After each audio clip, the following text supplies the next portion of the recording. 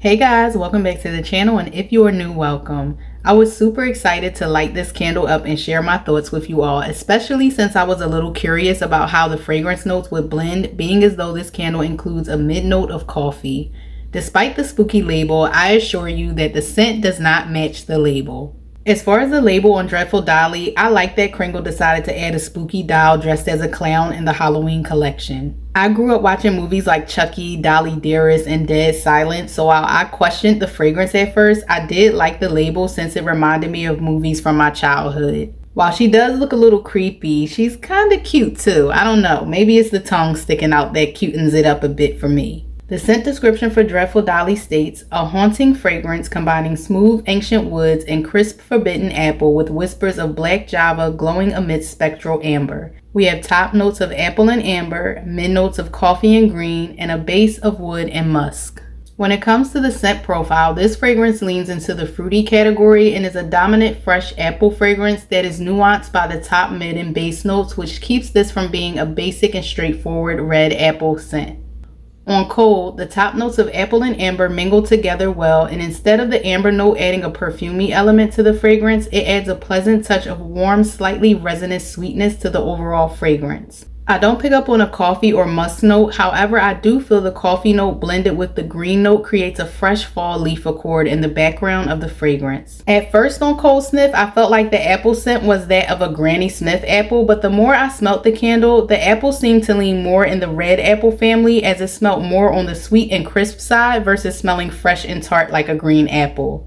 I love that this particular fragrance has touches of most of the scent notes running throughout it, and they blend nicely together. Once the candle was lit, I got a pleasant balance of sweet, fresh, and woodsy, just as I did on cold. The apple and wood notes are more at the forefront, while the amber and green notes are more so in the background. If you enjoy woodsy red apple blends with an equal balance of sweet and fresh, then you may enjoy this candle.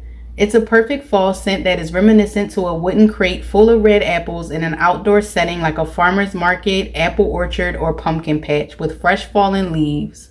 I have the wax melts of bourbon, apple, and oud, and to me both fragrances share a similar red woodsy apple scent.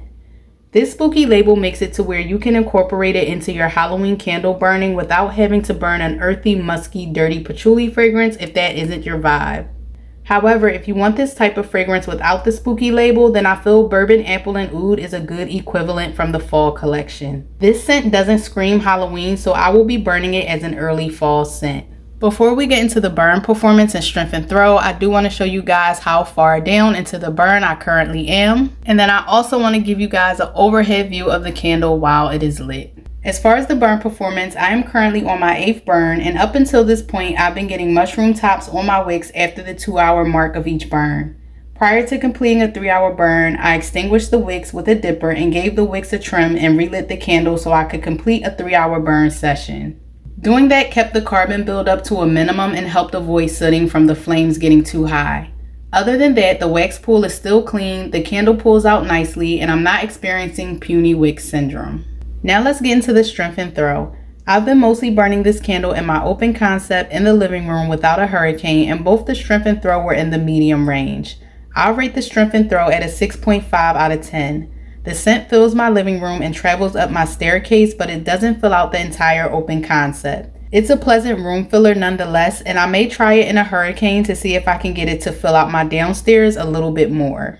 I like the woody presence that accompanies this fragrance and how the amber note makes the fragrance pretty without leaning perfumey. I like the fresh leaf accord that I pick up on in the background, making this the perfect fall scent. I also like the label, so if this were to make a return next year, I would repurchase it. It's a really nice scent blend for the fall and I really like it. If you happen to purchase Dreadful Dolly, leave a comment down below letting me know how you're liking it. If you happen to like this video, make sure you give it a thumbs up. Don't forget to hit that subscribe button, and until next time, bye.